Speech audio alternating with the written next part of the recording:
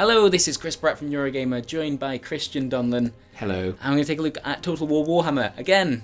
Yes. Still not quite used to saying that name in full. It's not Total War Warhammer again, though, is it? No, although that would be... That's the DLC. Almost as ridiculous. So we're taking a look specifically at the vampire counts, which is the one race that up until this point they just haven't really shown off, and some people were kind of worried about that. But from what I've played, they seem fine. Everything seems as it should be. Like, Warhammer fans will understand exactly what's going on here. Arguably a little better than I did when I first jumped into this. So you saw on the main menu at the start, so it was kind of a custom main menu we had for this preview event. This isn't from the campaign itself. This is a quest battle. Right. So it's sort of a little bit more scripted. We kind of...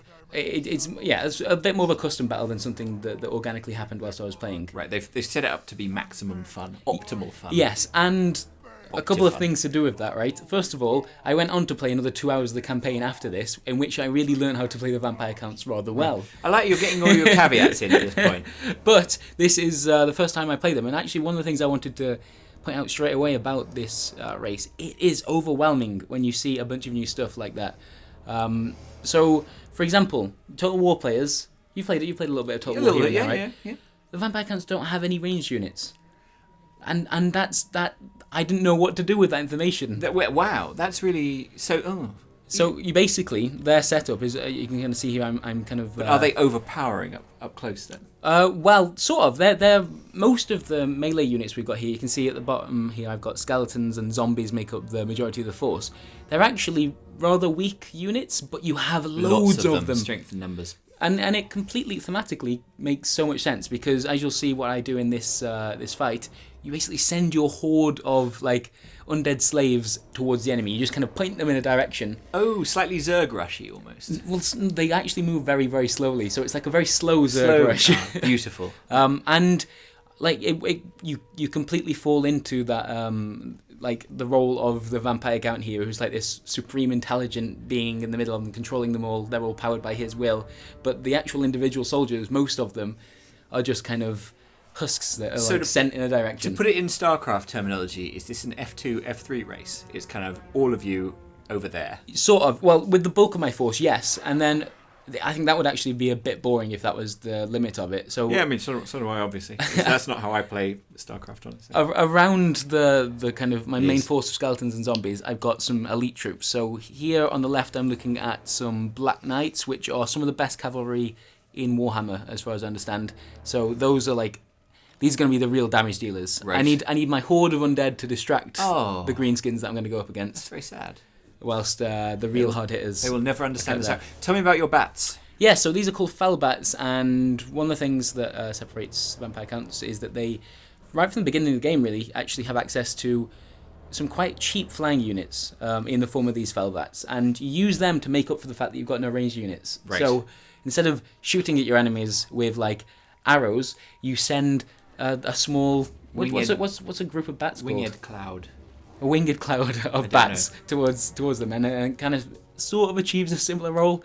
A flap of bat? No. There's got to be some. There will be some. There is a collective noun. Yeah, definitely. And yeah, so those guys are kind of, we're going to use them basically to stall the enemy more than anything. And what else do we have here? So I've done the cavalry. I've also got on the right hand side, I think I'm going to put the dire wolves, which are sort of. They'll use them sort of like you would cavalry, but they're a bit cheaper and a bit... It's interesting, like, vampires tend to be like the one-offs of fiction. You tend not to see like a whole bunch of them in one place. It's a bit weird. Yeah, and this sort of happens in the vampire counts. You can get vampire units, but here the only vampire on the field is this guy. Is he like a hero unit? Yeah, he is the legendary lord of the vampire count, so he is like... I've heard of this guy. The main guy, Manfred von Karstein. And yeah, like that name will mean a lot to Warhammer fans, and we'll see him in action. Actually, he's really interesting as a character to use on a battlefield. So yes, we're up against the Greenskins. This is a quest battle, and you can see they're basically holding this hill over here with catapults, right. And they've got four shamans, which is basically four spellcasters. Right. That are terrifying, but I don't really understand the winds of magic in this game just yet, so I sort of undervalued them a little bit. Okay. I just assumed they'd be alright. they do quite a lot of damage, it turns out. Whilst that's going on, their main forces on the hill, they've got some goblin wolf riders, which are about to start attacking my flanks. You can see that I've just basically sent my horde just in one direction. This is why I can't play these games, because there's too much. I just get. Have you paused it? Yes. This is why I should play these games, because you can pause the game when it becomes all too overwhelming. Hardcore Total War fans will probably look down at that a little bit, because pausing is seen as the easy way out. But to be fair, this was all brand new to me. I needed to read things and understand how things worked. So for the time being, I'm basically throwing my dire wolves at those wolf riders. And whilst that's happening, you know those really good cavalry that I put on the left-hand flank? Yeah. Turns out they're on completely the wrong flank for me, so I then have to... It would have been handy to have them over there. Yeah, send them over. Manfred himself, as you can see I'm kind of figuring out here, he's a wizard, and he's got 12 spells that all do lots of different things. And yeah, the game in the campaign, which I later went on to play, you kind of unlock that very slowly. It kind of feeds this stuff to you. Right. You're picking the spells that you unlock. However, when I jumped into this kind of pre-built experience, I just had a bunch of stuff that was very... When you say you're picking them, is it kind of a bit like StarCraft? I mean, I'm linking everything to StarCraft too, but is it like the RTS. one locks out the other one? You choose one and you it's more like basically a skill tree that you kind of...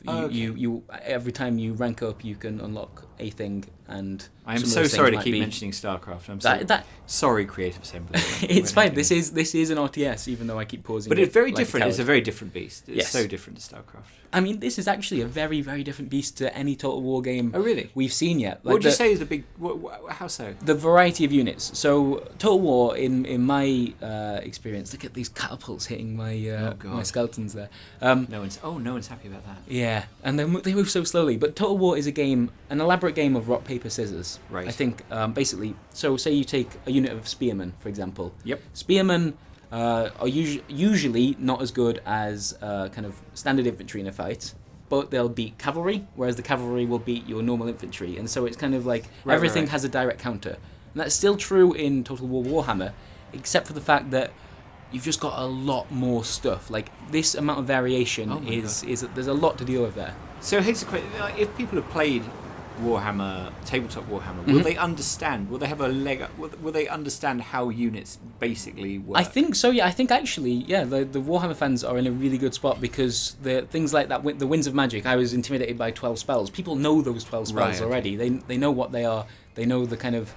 Like, the Warhammer, the tabletop game, is all about building up armies, spending points, and... So do you think, in a way, that's given Creative Assembly the leeway to be a bit more hardcore from the off? Yeah, I think so. A bit more overwhelming in the complexity. But, to be fair, in the campaign itself, going in as more of a Total War fan than a Warhammer fan, it felt quite like a similar approach. Right, it's a marriage. You start off with one city, you slowly expand your reach. Is there still the map view and the choices? Yes. In fact, I had a really cool experience in my campaign. So I started off as Manfred von Karstein, as he'd been resurrected, and I actually spent my entire 2 hours in the game really ignoring all the other races and basically trying to dominate control of the other vampire counts. There were a couple of other counts in the game. Is it still provinces and regions and all of that? And one of them I immediately was at war with from the off. The kind of campaign kind of nudges you in that direction as it's teaching you how to play. And then the other count became my ally. Wow. And it was, despite it being Warhammer, despite it being this rich history of like lore and stories that people already know, I treated it like a Total War game, and it made sense to me. Did you defeat the enemy count in the end? I did. I got rid of the Temple Hoffs. Did you say out for the count? Oh, no, I didn't, but that is amazing. Oh, you should. Right, we need to save that next time.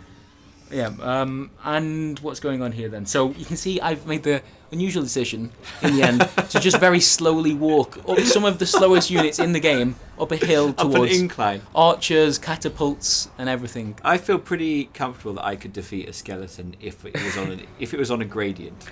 So I'm doing. There are a few things, like now having played a lot more of this race. There are a few things that I know I'm doing wrong here. For example, Manfred, who is a wizard. You find that name really amusing, don't you? I think of Manfred Mann, the classic 60s.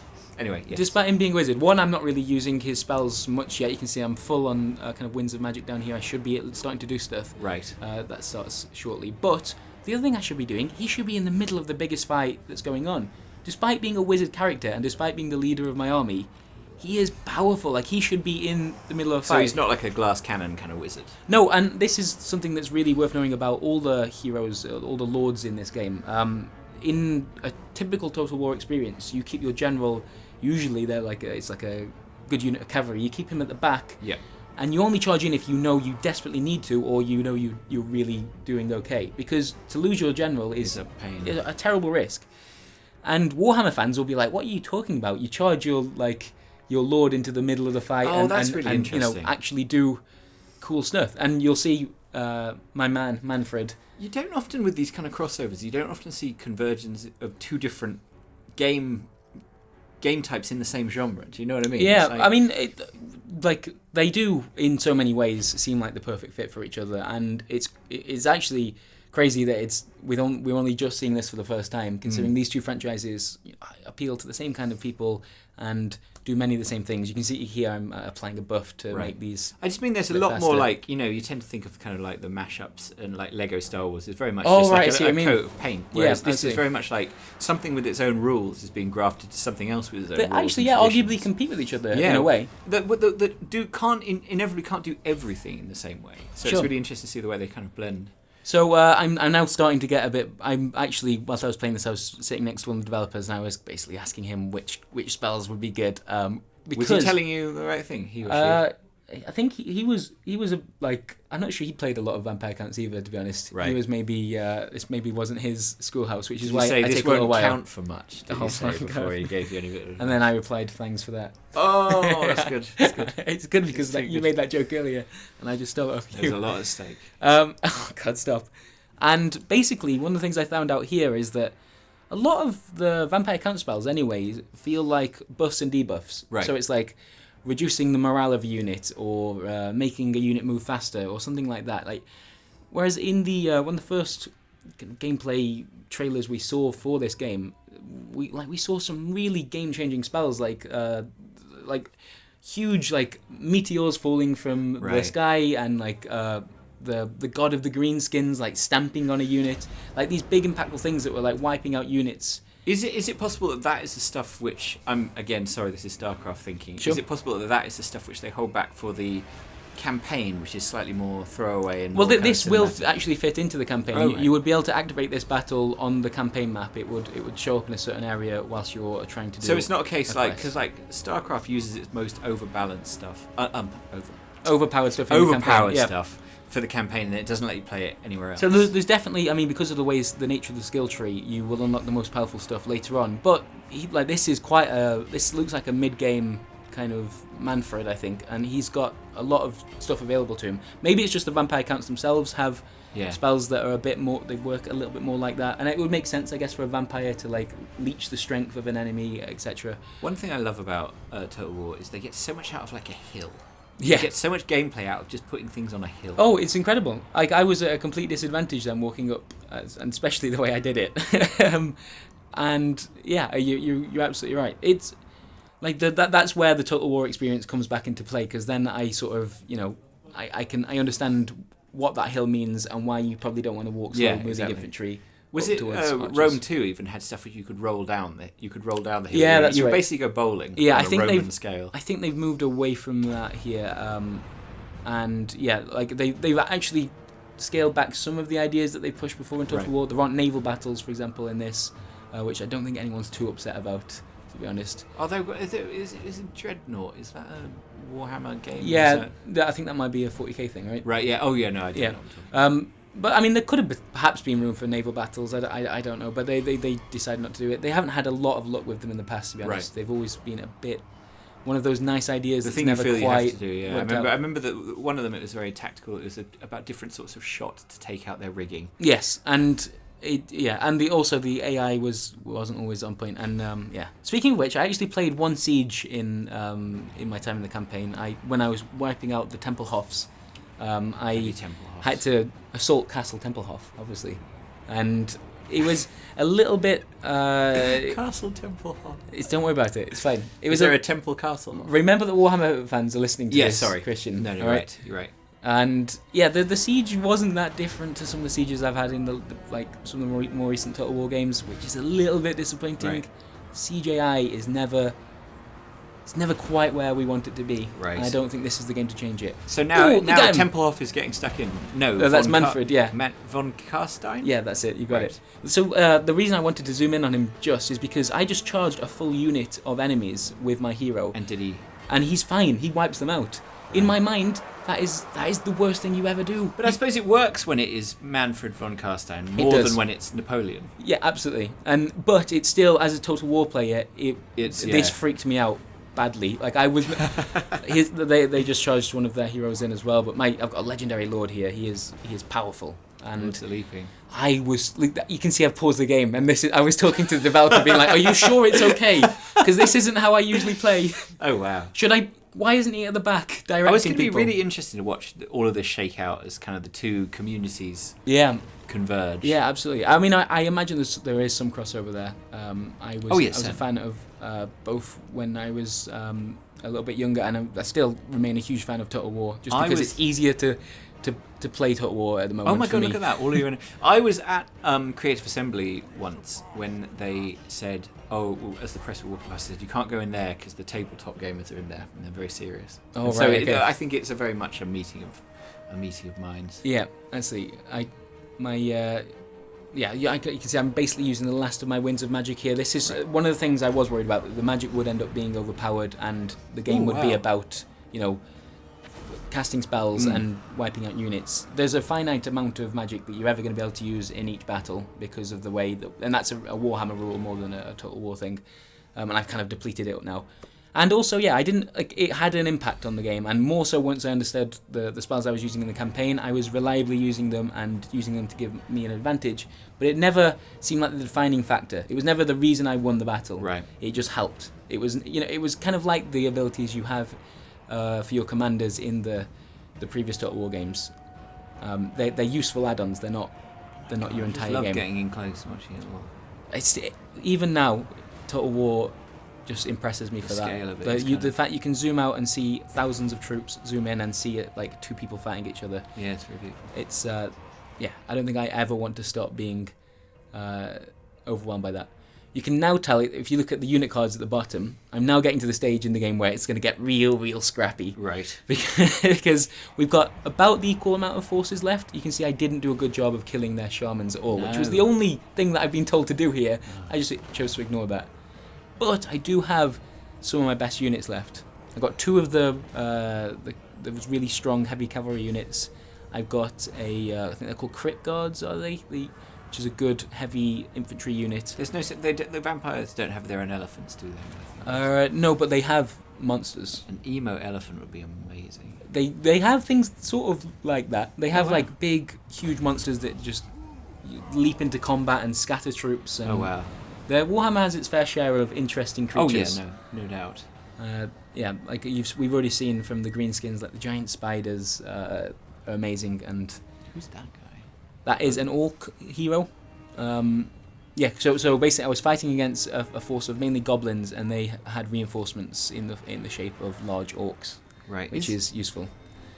And now I'm starting to pause a little bit more because I'm panicking and I'm thinking, am I actually going to win this, or am I recording me losing a Total War Warhammer? Would that have been a problem? No, but I would have had to even give even more context for why this was overwhelming when I first played it. That we'd still be doing the context now. Oh wow. So basically this is the real scrappy bit at the end. We've done all our clever manoeuvring. Now it's just a big free-for-all in the middle. Cleaning up. Ooh, he's back. So what was his name? Wazhumper something. The Wazhumper. I didn't see the surname. The randomly generated name. So Manfred is a legendary lord. He's from the fiction. Yeah, but there are lots of just random characters that are generated. Yeah, like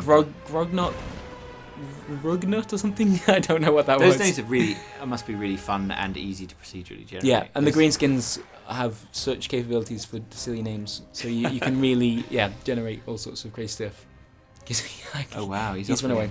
One of the things I haven't pointed out about the vampire counts that makes them a little bit different is that unlike most Total War games are won and lost by routing your enemy, right? So you want to make them run away. Rather than wipe them out, it's more about making everyone flee in a lot of cases. The vampire counts, because they're undead, don't have a morale system. Oh, wow. So, and this happens in Warhammer, this is another rule they've had to kind of apply. Instead of your skeleton warriors losing a fight and then running away, they crumble.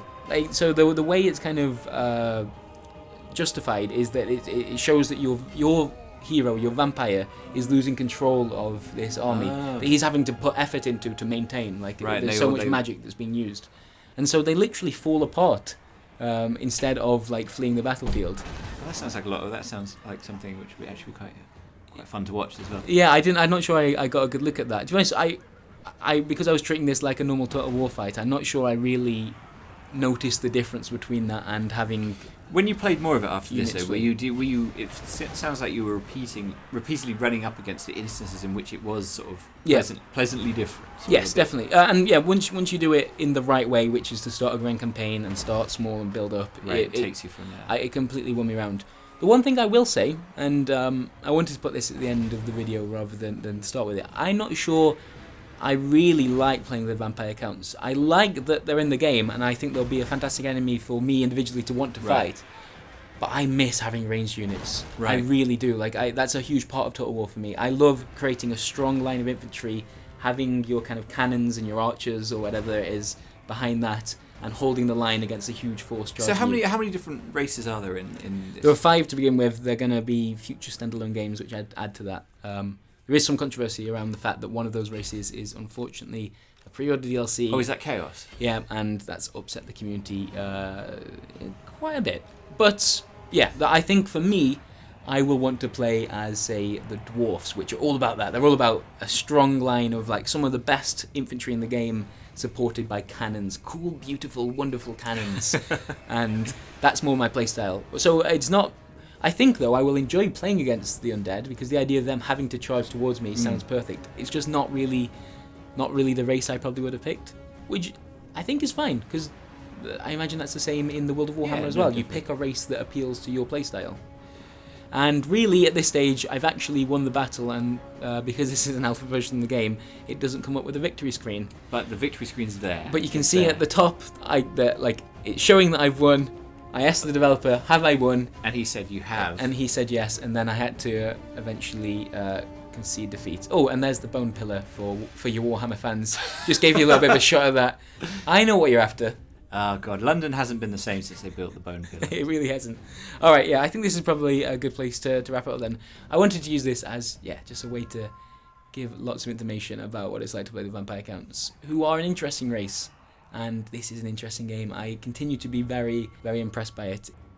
I actually might have to fade out with me pressing concede defeat. Oh no, it's gonna hurt. It's the worst thing to do. After I put so much into that fight. You saw how much I put into it. I did. And then I think, oh well, once he's run off the battlefield, surely I've won, right? Yeah, I can't believe you then lost. There are literally no enemies. He's gone. He's gone. I've chased him off the field. Why isn't it saying, well done, Chris? Is this like when you win an argument with someone, but you feel that actually, in a way, you kind of lost at the same time? Because maybe you were mean or you were kind Except of cheap. that I'm the Vampire Counts and I've just slain a number of greenskins to... I think you're saying yes. It's exactly like that. The bone pillar with necromantic energy so I can make my sword better. Easy for you to say. So I guess that's quite similar. And here we are. Oh. Look how reluctant I am. Oh dear, yes. There's some hovering. Oh goodness, and there we are. Yeah, so we both won and lost that fight against the greenskins. How pure it is. I hope you liked it. Thank you so much. Thanks. Bye. John Brave Dowie, march on! To the cursed realms of the Groby we go. I know not what mischief they cause, but they're up to something, for my beard hitches with trouble. We take the underway. These ancient highways, built by dwarf hands,